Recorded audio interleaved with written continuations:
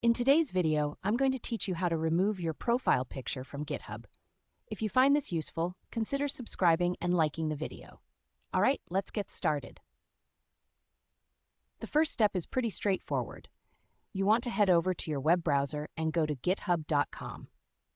Once you're there, if you're not logged in yet, you'll need to enter your credentials to access your account.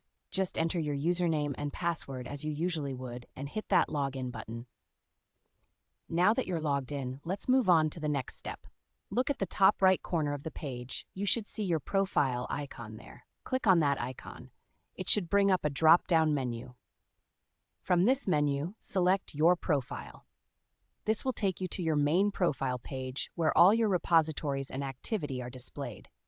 Next, we'll edit your profile picture. On the left side of this page, you'll see your current profile image among other information.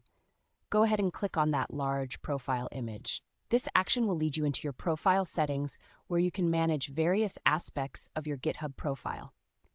Now, to remove your profile picture, look for the Edit button located under the Profile Picture section. Click on that button and you will see a simple option that says Remove Photo. Go ahead and click on that. After you click Remove Photo, a pop-up confirmation box will appear. This is a standard step to make sure that you really want to remove your profile picture. So take a moment to review your decision. If you are sure you want to proceed, simply click OK on the confirmation box. Now that we've removed the photo, we need to finalize everything. Take a few seconds to scroll down to the bottom of the settings page.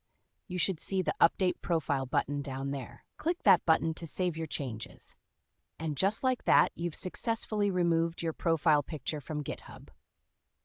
To recap, we logged into GitHub, navigated to our profile, clicked on the profile image to access the settings, removed the photo, confirmed the removal, and then saved the changes. It's quite simple once you know the steps, right? If you think this video helped you out, or if you found it useful, please consider subscribing and leaving a like. Don't hesitate to leave comments below if you have any questions or if there's anything else you'd like to learn about